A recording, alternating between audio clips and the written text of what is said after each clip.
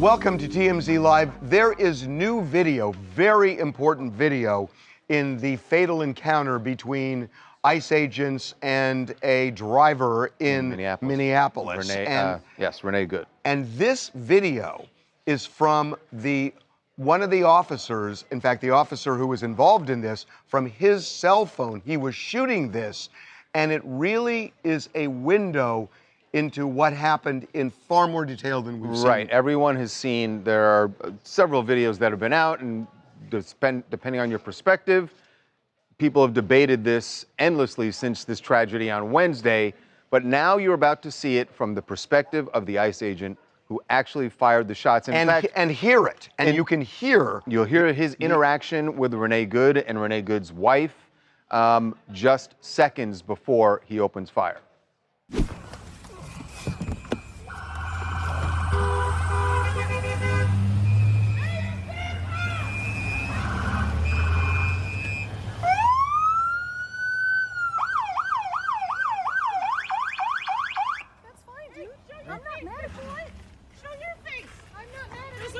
Change our plates every morning, just so you know. It'll be the same plate when you come talk to us later. That's fine. U.S. citizen. You want to come at us? You want to come at us? I say go get yourself some lunch, big boy. Go ahead. Out of the car. Get out of the car. Oh! Good. So that video was obtained by Alpha News in Minneapolis. There are a couple of things in there that are curious, because one of the observations some people made was that the driver of the car was scared and was trying to flee, and that's when it happened. You hear the wife say, "You want to come at us? You want to come at us?" Says you should go get some lunch. Yeah, there was no antagonistic. There wasn't angry language being used between them, right? And when Reiner Good, but I think there's defiance. There's sure, but definitely that's fine. defiance. That's not illegal. And by the way, they're blocking the road, so there's clearly The wife is defiance. talking crap, just like I have talked crap to them across the street 2 times. They did not have the right to shoot me and kill me. These people they do not value human life. There's a strange masked violent man trying to get into your car. You can see the driver saying, "Please, like, I'm just trying to get away." Reiner is being cordial and nice. And yeah, the wife is talking crap. Whatever, she gets into the car, she's trying to drive away, and the officer, who we believe is filming this, so I don't think someone with one hand on their phone is that in fear of their life, and then pulls out your gun and shoots her 3 times, including when the driver is driving away. That's not self-defense. But that's an advocacy argument, and I get it, and that is one point of view. I'm not taking a point of view, but I do want to mention one thing, that when you watch the video, they know they're ICE agents. I know you're talking about masks, but it's very clear this is not where we don't know who they are. That's why everyone in Minnesota knew that. Yeah, right. That's the other thing that people are like, oh, these are rioters inciting violence. They live there. It's not we're in fear of these masked people. They know they're ICE agents. They know that they're ICE agents. But you're scared of an ICE agent trying to get into your vehicle. All we're saying is that the reason they were there is they knew that ICE was in their neighborhood, and they were protesting that or blocking them, however you want to describe it. They're not, to your point, afraid of them. They are wanting to interact with them. Now, I want to say when Reiner Good puts the car in drive and starts to drive off, to have guns. You're right. She does not seem, even then, doesn't seem angry. I didn't see anything on her face that said, "I'm gonna," I'm targeting this guy. It is also clear from this that the car did strike him, right? And you heard that. So, but I want to replay this. And I want you, because I think this is really going to be relevant in deciding. Look, I mean, here's the thing. I mean, I don't think the federal government. I mean, the idea that Kristi Noem and Donald Trump and J.D. Vance have already reached their conclusion out of the gate, to me, as a lawyer, is appalling. They've made it clear. I mean, they're not going to prosecute. If they're all saying don't do it, Pam Bondi's not going to do anything. It's not going to happen. So let's just get real about it. But I will say this. Listen to it one more time, and when you hear the ICE agent, he seems really taken off guard when she drives. I mean, when you hear his reaction, listen really carefully. And listen to the end of the video and see if you can hear anyone mumble something. Right, okay. But I want you to hear this because I think this is going to be relevant if they were to make an honest decision here, which I don't think they are because they've already concluded it right out of the gate. This would be relevant. You want to come at us? I say go get yourself some lunch, big boy. Go ahead. Out of the car. Get out. Get out of the car. Oh! Bitch. No, he was definitely And did you hear? taken aside. That's what I mean. He's Really taken. taken aback, and then he says, "You blanking bee." He calls her a blanking bee. If you listen after to the it shots with are fired headphones, and the car is going by. They call her a blanking bee. She's driving slowly, and you think you're in danger with your life. It's a deadly weapon. The vehicle. You shoot into the top of the vehicle. You do one shot, not shoot her 3 times in the frickin' face as she's driving away.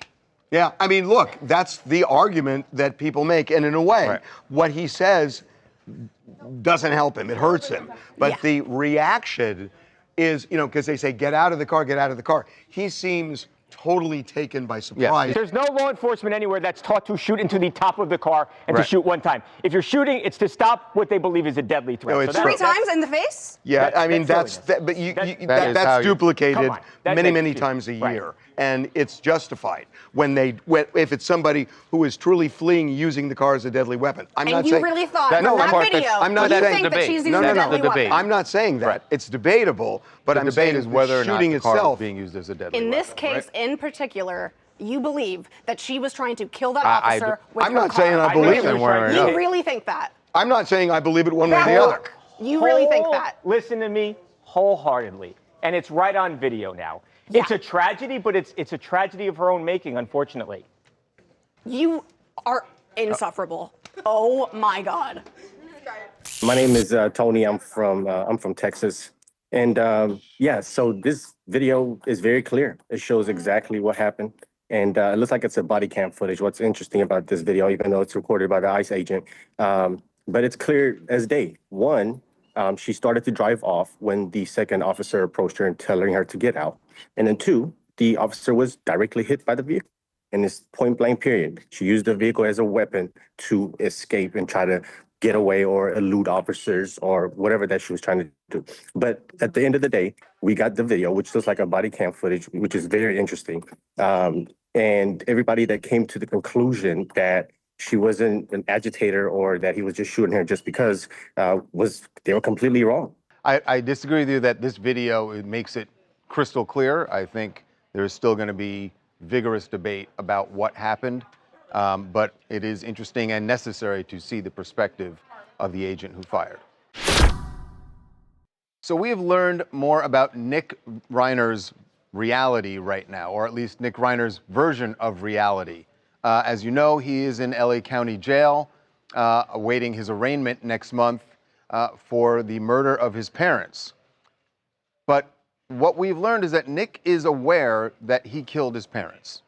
He knows what he did, but he does not understand why he is in custody. He believes that this is a conspiracy. There is a conspiracy to hold him in a jail cell because he cannot understand or appreciate that what he did to his parents landed him there. This all kind of tracks with what we've been telling you over the last day or so and what is in our documentary tonight, that Nick Reiner was diagnosed with a very severe mental illness. It's called schizoaffective disorder, and it causes hallucinations, delusions, depression, mania, all sorts of things. And that he had been diagnosed around 2020, and he was put on meds and they were working. But in the last month before the murders, doctors changed the meds. Nick went off the rails, and Rob and Michelle saw this happening. They were alarmed. They saw increasingly dangerous, erratic behavior. But sadly, there's nothing they could do about it. They were at their wits' end. They're not. He's an adult. They're not in control of his medication, and they, Well, Nick wasn't. In a way, Nick wasn't either. I mean, and remember, he was living in their guest home at this point. We have information about why they changed the meds, and you'll see that in the doc. But I will say this all goes to what we believe the defense is ultimately going to be in this case. It's not going to be not guilty because the evidence is there that Nick did it, and Nick himself is acknowledging it to people. So the issue is, does this align with the defense of not guilty by reason of insanity? Well, sure seems to, right? I mean, this is somebody who is so delusional that although he realizes he took the lives of his parents, he doesn't understand why he's in custody. There's such a fundamental disconnect between those two thoughts. A break from reality. A break from reality that is exactly sort of what courts look to look at somebody who is not capable of understanding the consequences of their actions, all these various buzzwords that we use for insanity plea. He seems to be on all fours here. It's hard to imagine anybody who this insanity plea is more relevant to than Nick Reiner. I mean, when knowing this now about him and his state of mind, if the trial were to start tomorrow, it doesn't sound like he would be Trial found. couldn't start tomorrow. Right. He's not capable of participating in his own defense. He's They can't incompetent start a to stand trial right now. Right. But he will be competent eventually, you would think, because once they get the meds right and he stabilizes. By the way, what you're saying, that's the defense.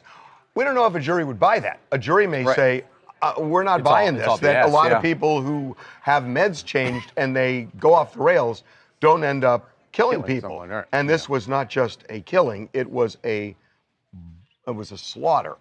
And so that remains to be seen how it works. But we get into this whole thing about the mental health system and how it became a revolving door for rehab for him. The rehab, missing signs. How rehab was effective or ineffective for him because he had been 18 times.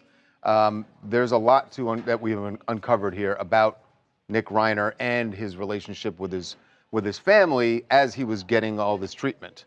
So that is going to be tonight on Fox. Hi, Stephanie out of Phoenix, Arizona. And I think the trial is going to be really interesting for a number of reasons. One, we don't actually get to see a whole lot of insanity cases play out in court.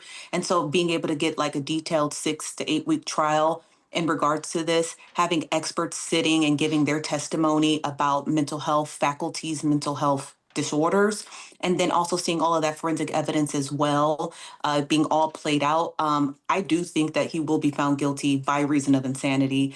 And I feel kind of bad for him because it's like we don't really know what's going on in his mind to be able to determine his ultimate goal, specifically around the conspiracy that he's being held, because he still doesn't even know why he's being held. It's actually called not guilty by reason of insanity.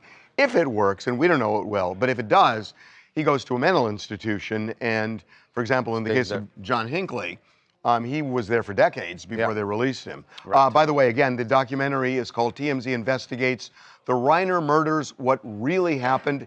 It is on tonight at 8, 7 Central on Fox. Tomorrow it drops on Hulu. Coming up. There is a very serious investigation going down. Catfishing involved. Britney Ferlin. She got involved in an emotional relationship with somebody she believed was Ronnie. Right. Guess what? Nev Schulman was on the TMZ podcast, and he has done a little initial investigating, and this is the result. Be right back. There is a very serious investigation going down in Hollywood. ICE? No ICE involved here. Catfishing involved.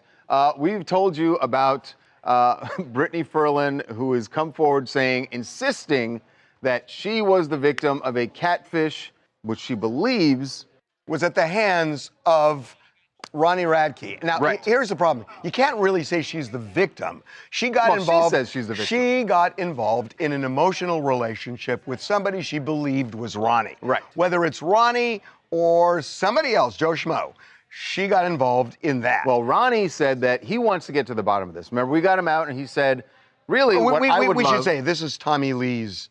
Brittany is Tommy Lee's wife, and Ronnie Radke is the lead singer of Falling in Reverse. So he said he wants to get to the bottom of this and said, Nev Schulman is the person to do it. Mr. Catfish, he'll be able to figure out what happened here because Ronnie says, I need my name cleared. Ronnie says it's not him. He's catfished. Exactly. So guess what? Nev Schulman was on the TMZ podcast, And he has done a little initial investigating, and this is the result of that. I'm just going to say that if I had to choose who's telling the truth here and who's more likely to be, using this whole situation to benefit them, even if it means it comes at the cost of others, I'm inclined to sort of side with Britney. If Ronnie wasn't involved with this, and this is some sort of big mistake, it feels like he could have pretty easily cleared it up, privately with Britney and Tommy. It's also like the classic, story of an arsonist who, after they set fire to a building, comes to watch the fire department put the fire out and asks, like, what happened? I love Neve, but I am not buying anything he's saying here. Number one, this is sort of like prove you didn't beat your wife. How is he going to prove it's not me? He's just saying it's not me. Right. So how does he prove that, number one? Number two, yeah, he knows Britney and he doesn't know Ronnie. So it's like, okay, I have a feeling she's telling the truth. That's not good enough. What they do on Catfish, my understanding is they really get to the bottom of it, and he's all in his feelings about it. He hasn't done the technical part of his investigation yet. And on the podcast, we did challenge Neve a little bit, and I think just basing this off of character just doesn't work with this scenario, because he says, Britney Ferland's a really good person. I know her. She's truthful. I think a truthful person can be mistaken. And I think, I feel very sad for her. I think anybody could have sympathy. She did think that, she was in this relationship, and it stings and it's hard to accept that you weren't. And just the fact that Ronnie's gone to so many levels and lengths to prove his innocence, like trying to get the restraining order and things like that, I think also shows that he's not a part of this. He says he wants to subpoena Snapchat to find out exactly who was behind this. If he files a lawsuit here, then he'll be able to get a subpoena, and eventually we're going to know the truth, and it's going to be scientific. It's not going to be how you feel about it. So, is that lawsuit coming? I think so. Hey, Harvey. This is Matt Bunting calling from Honolulu. I agree with you. Neve sounds biased on this, but he could help get to who is behind the catfish. He could dig into the IP or request the information from Snapchat. I don't think it's Ronnie, because he's been showing receipts since day one that it's not him trying to clear his name. Hey, Matt, can I ask you a question? How many, you've lost credibility how many hours behind is Hawaii from LA, because we're in LA? Only 2 hours. 2 hours. It's not 12 days, dude. Take down the Christmas lights. Okay? Come on. See? Now your investigation is completely... I saw you doing this yesterday, too. Yeah, it bugs the crap out of me. Kendall Jenner has some things she wants to get off her chest when it comes to cosmetic procedures. Literally that. Yes, I guess you could take that literally. There have been a lot of rumors about her having certain work done, and she finally addressed it on the In Your Dreams podcast. And what she says here, there's two things. You can decide whether you believe her or not, but also whether or not you believe her, I feel like she's maybe inadvertently throwing a lot of shade at her relative. Right. I've never had any plastic surgery on my face, nothing. I've never had any work done. I told you the only thing I've done twice, I've done baby Botox in my forehead. I actually think it's really damaging what these doctors do online when I'll see videos sometimes, and I can only speak for myself, of course, but like I'll see videos of me and a professional, a licensed doctors on Instagram or TikTok, and they're doing a breakdown of all the surgeries I've had and all the work I've had done and all these things. It can affect young people in such an interesting way, because then they see that and they're like, oh my God, that's what I have to do to look like that. I don't know. I think it's really scary. Well, there are two separate issues. The first one is pretty much all of her other relatives have some original body parts, right, but not all original body parts. And some have a lot of new body parts. And some of them have been very open about that. Her sister Kylie was very open last year. Indeed. And Kris Jenner has been touting a spectacular facelift. Mm-hmm. So the idea of saying that It's damaging. It's damaging to people who think, oh my God, I have to do that to look that way. Well, everybody else in her family is doing that. What was she saying? It's damaging to do it? No, damaging for doctors to point it out. Damaging for young girls to think this is what I need to do to look like that. But you're saying that her family has all these procedures done, but they've also come out and spoken, like you brought up Kylie. She said that she started getting stuff done too soon and that she wished that she had waited a little bit, when she was older to start getting these procedures done. So what Kendall is saying is she's not saying like, oh, you don't need to get plastic surgery, but for young girls, maybe they don't need to be looking up to that. But even her family that has plastic surgery also echoed that same thing. Coming up. R. Kelly's daughter, Buku, who, when last we heard her speaking about her father, was alleging that he had sexually abused her. Now she is speaking about him in a much different tone and saying that she actually loves him. Be right back. TMZ's got every freaking thing. Big celebs, big stories, big events. BB Rexa was looking hot on vacation. Look at the water, too. Did you just say, look at the water? I mean, I'll be honest, that is what I was looking at.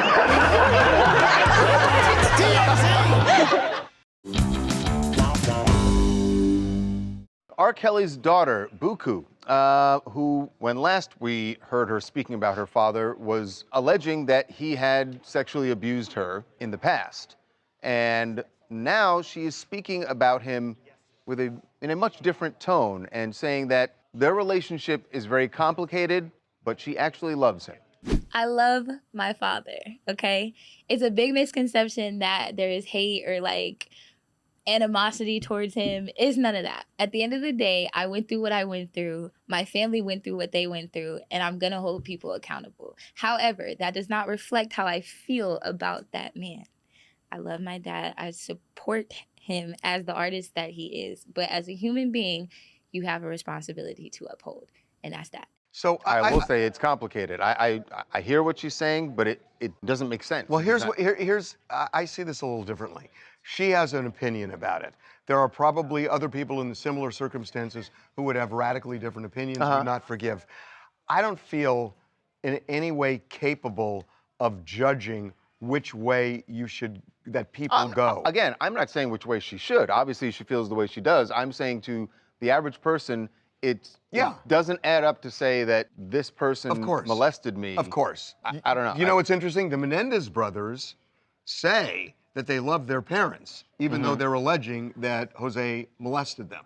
So it's not unheard of, but the Menendez brothers have said that. Well, isn't it normal to see this type of psychological nuance with victims and relatives? You know, like, it's a topsy-turvy thing, and R. Kelly, like she's trying to be a singer, so she probably looks up to him in talent-wise. So, there's still some admiration. I thought there. I did hear her saying, like, I love him as an artist, and that part I got, but then she seemed to go further, like that, there's a familial love there, and I guess more power to her.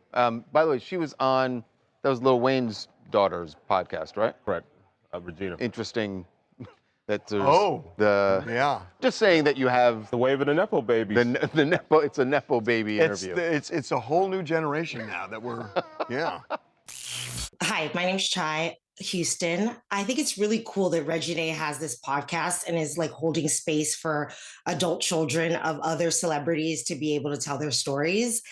But I feel like this one, they probably could have kept. I know for victims of SA, emotions could be like very complicated and healing isn't linear and doesn't look the same for everyone, especially when the perpetrator is your own father. I can't imagine how hard it is for her to reconcile those feelings, but nobody's trying to hear about how you love your dad that's sexually abused you, especially not his other victims. I feel like it does come off a bit like, ugh. Coming up. Spencer Pratt has declared his candidacy for mayor of Los Angeles. As you would expect, when Spencer Pratt declared this, everyone was like, oh, he's just a reality star. This is like a publicity stunt. Big mistake to say that. One of his former co-stars, Brody Jenner, is speaking out on his behalf. Be right back. Welcome back to TMZ Live. Spencer Pratt has declared his candidacy for mayor of Los Angeles. We told you he had a rally in Pacific Palisades the other day on the anniversary of the Palisades fire. And that is clearly key to his campaign. But he's got someone coming out in his defense. As you would expect when Spencer Pratt declared this, everyone was like, oh, it's just a reality star. This is like a publicity stunt. Big mistake to say that. One of his former co-stars, Brody Jenner, is speaking out on his behalf and put up a post this morning where he says, don't dismiss Spencer as a reality star. He says, being on a television show, yes, even a so-called reality show, is real work. The shooting schedules are long, intense, and often more demanding than many of the traditional jobs people love to look down on. Spencer isn't afraid to think differently or speak up. He has my vote. He has the backbone to stand up to career politicians who've done little to actually move Los Angeles forward. So here's the thing about Los Angeles. When people are really dissatisfied, and really this is all over the country, including federal elections, when they're really dissatisfied, they will go outside the box to find people.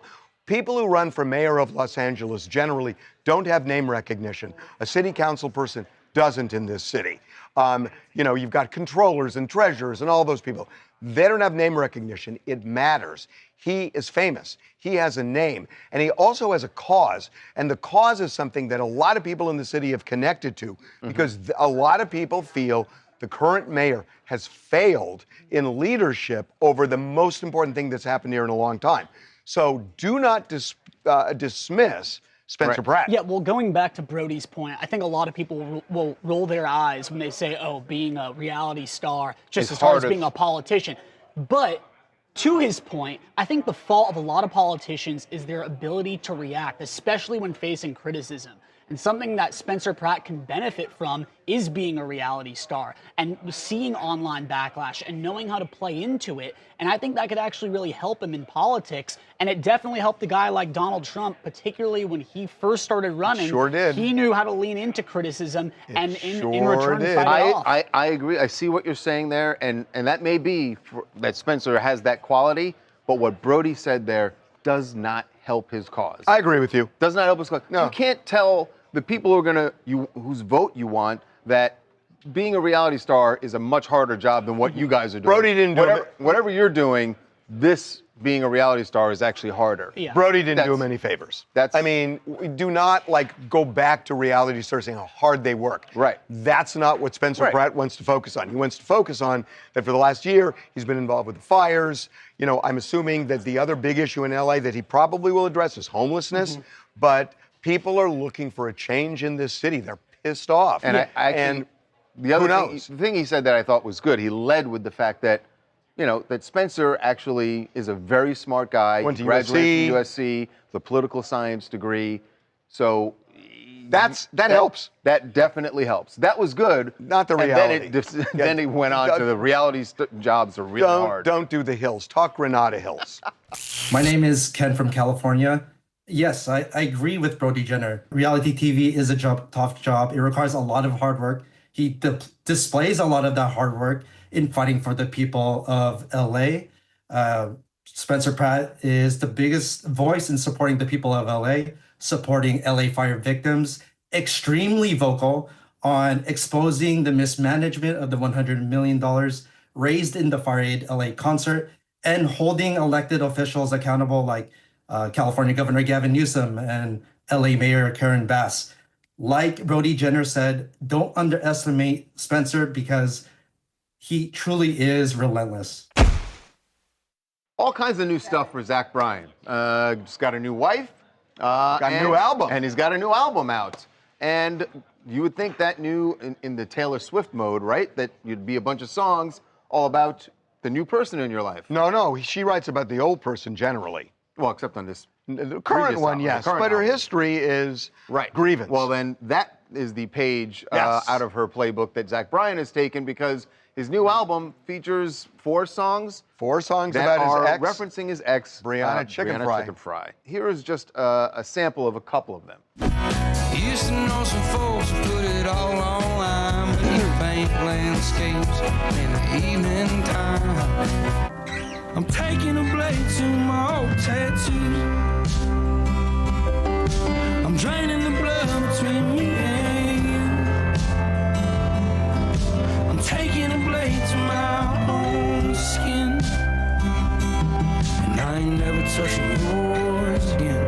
4 songs about Brianna, 1 song about his current wife. Yeah, I mean, I get the point you're trying to make is that people might be like, oh, this guy's all hung up on his ex. But the problem is, this guy's an artist, right?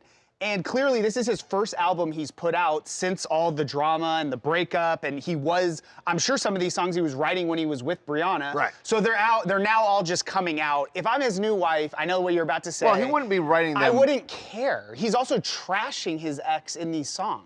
Yeah, but Taylor Swift trashes. Sometimes when people trash, they're not over it. That's often a sign. I feel like that's like people in real life, not artists who put out music. What? Artists who put out music are people in real life. But I'm saying they are writing these songs when they're feeling these emotions. They put them down. What is the guy supposed to do? He made a great song. He's just supposed to scrap it? So you're saying he wrote these songs That's when how he was in the felt middle of the breakup? What if his current wife says, if you really love me, you won't put them on the album? Or if you really love me, you'll do more songs about me than Brianna. Right, at least give me 3 more. That'll be the next album. Yeah, this album's not ready yet, buddy. You get back in the studio. Hey guys, my name is Cutter. I'm from Dallas, Texas. I think the difference between Zach Bryan and a lot of other artists is the way he's able to word such beautiful and strong words into a poetic song. It's not necessarily a direct shot every time. You know, it could just be a reference, especially with the tattoos. I feel like there's way meaner ways he could have worded that, but he was able to word in such a beautiful, poetic way that I think it relates to a lot of people. And it also, in a way, can make people have more emotion towards their ex in a non-hatred way. If I'm able to word something like that into a song, maybe, then somebody else can word that and not be as mean or, angry. Depends on the words. Depends on the words. Yeah, agreed. Coming up. So we've had a few days now, people looking over the new food pyramid, as it were. We didn't really get into alcohol. That's right. And luckily, we have Dr. Oz, the administrator for Centers for Medicare and Medicaid Services. There's nothing healthier than having a good time with people you care about, as long as no one gets hurt. Be right back.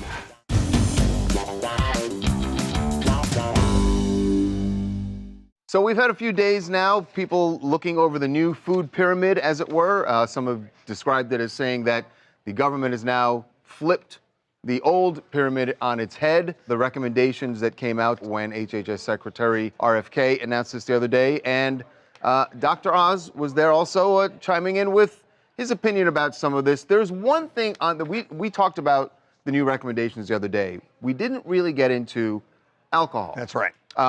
And luckily, we have Dr. Oz, the administrator for Centers for Medicare and Medicaid Services. Dr. Oz, welcome back to TMZ Live. What to be back with you. We provide health insurance from the federal government to a good part of the American people. So these food guidelines are pretty important because a lot of the advice we give is based on them. And you mentioned the pyramid.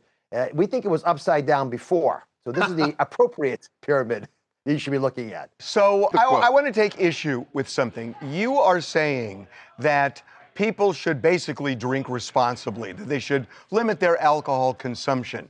That is a change from saying women 1 drink a day, men 2 drinks a day.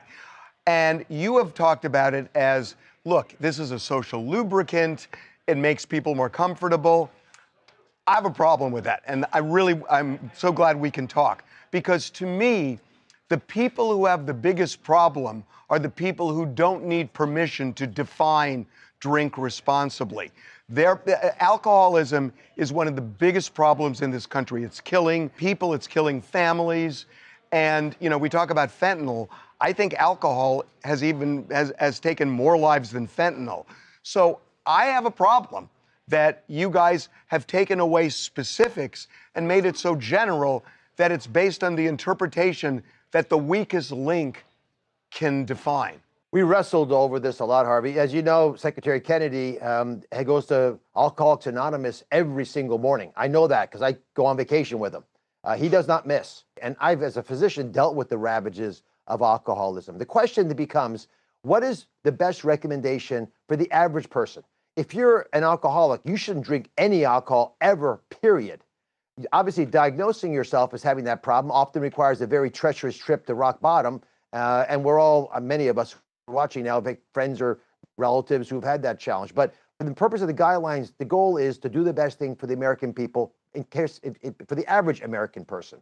And so the thought that we had was to say, listen, they used to have this sort of make-believe, 2 drinks for men, 1 drink for women. That was based, by the way, on the fact that men metabolize alcohol more efficiently. So the same amount of alcohol does affect women more than men. But that was made up. That was marketing. Harvey and Charles, like so much of the old upside-down food pyramid, it was driven by marketing budgets of companies who made those products. And so if you actually look at the data on alcohol, there is no data that drinking alcohol makes you healthier, except for the fact that it does allow you to spend time with other people in meaningful ways. It tends to draw people together around celebration. And so if you feel that that ritual helps you enjoy time with your friends, then there is a health benefit. In fact, of all the things we can say about food, maybe the most important thing I'll say on this interview, there's nothing healthier than having a good time with people you care about, as long as no one gets hurt. Is there actual data that is not a study that was sponsored by an alcohol company that shows that a little bit of alcohol does actually extend your life? Or is that not really a clear correlation? No, it's a critically important question. I am unaware of data showing that drinking alcohol helps you live longer or better. I do think people who have habits that allow them to be around friends and stay connected are definitely correlated with longevity. And in some populations, in some people, alcohol, a small amount, I'm talking about judicious amounts, not 2 drinks for men, 1 for women, can benefit you in that category. But the alcohol per se is not what's making you live longer. It's just on the way to being with your friends, you're going to celebrate. You said a minute ago that, look, alcoholics should stay away from alcohol, and I get that. I think the problem is not that. I mean, clearly they should, and presumably if they've hit rock bottom, they know. It's the people who don't know yet. It's the young people who go to a party and they get trashed, and you're telling them, do it responsibly the way you can define responsibly. And all of a sudden, one day, they are hardcore alcoholics. So when you set an arbitrary 1 drink for a woman, 2 drinks for a man per day, at least you're putting guardrails in. And by not putting guardrails in, you're telling people who don't know they're going down the road that you got to watch it because you're about to crash. And I think you've taken that away. Well, I think based on the guidelines, you should be drinking less than 2 drinks for men and 1 for women. You should be less. It should be a very small periodic celebration in your life. That's why in the press conference, I pointed out that you shouldn't be having it for breakfast. That's not a literal admonition for having alcohol for breakfast, but if you're having alcohol by yourself for breakfast, you got a problem. The whole point is to only use it as part of something that serves as a social lubricant, and it should be used judiciously and as little as possible. I actually think that for most Americans, that's understandable, but you're right. There are going to be some folks who will abuse it, but that's true for a lot of other substances. In fairness, I think the real definition of addiction is if you feel you have to have something external to you put in your body for you to live a full life. And we have normalized that in alcohol, marijuana, and a bunch of other substances. You should be able to feel free and alive and vital with nothing external to you added into you whatsoever, except some good ideas and the laughter of friends. I'm going to have to circulate that around our room here. Yeah. I don't know if anyone's going to listen. Dr. Oz, thank you so much. Great to see you again. Really appreciate it. God bless you both. Take care. All right. Coming up. Some exciting news from Britney Spears about performing again. Huh? Yeah. No, what? Yes. She's making it sound like she's going to be on a stage at some point in the near future, but it will not be in the U.S. Be right back. The deaths of Rob and Michelle Reiner. These murders may be tied to a doctor changing Nick's meds. Uncovering all new evidence. Rob and Michelle were awake when the attack happened. As only TMZ can. The murder weapon has not been found. TMZ investigates the Reiner murders. What really happened? Tonight at 8/7 Central on Fox.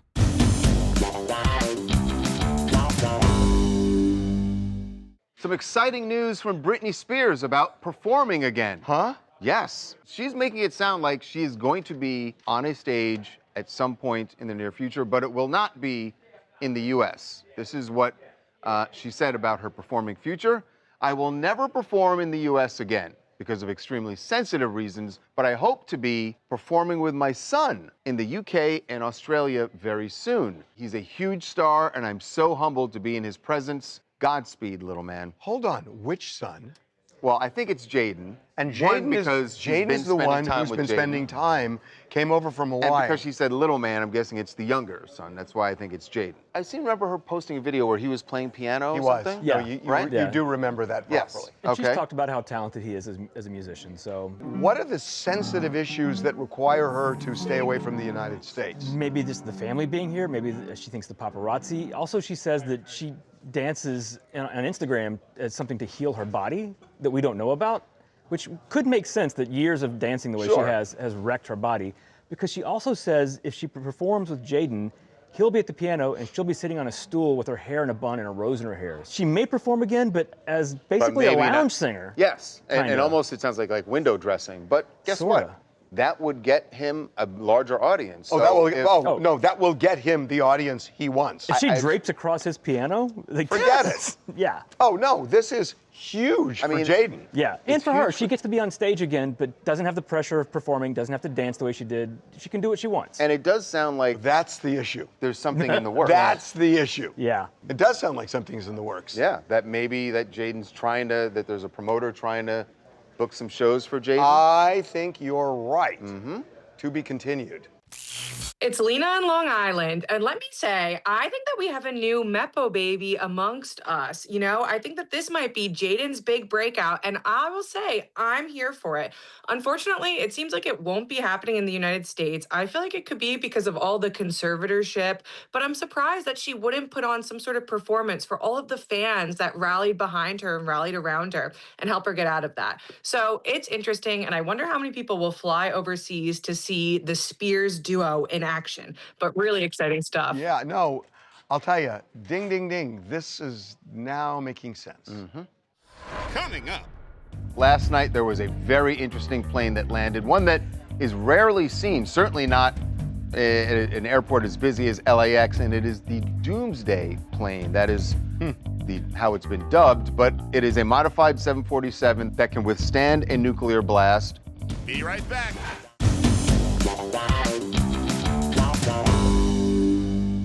Last night, there was a very interesting plane that landed, one that is rarely seen, certainly not at an airport as busy as LAX, and it is the Doomsday plane. That is how it's been dubbed, but it is a modified 747 that can withstand a nuclear blast. It would technically become Air Force One. I'm just, what I'm wondering is, why isn't it just Air Force One now? Well, because he flies on a different modified 747. No, I understand, but why not just make it that? Why not? I don't know. It's probably more expensive. You got to have a backup. Well, okay, but I mean, if you want the sturdiest plane, day to day, it's that plane. I don't have an answer for you. We're going to workshop this. Just so you know, again, tonight, our documentary airs on Fox. TMZ investigates the Reiner murders, what really happened, 8 o'clock, 7 Central on Fox. Have a good weekend. We will see you Monday.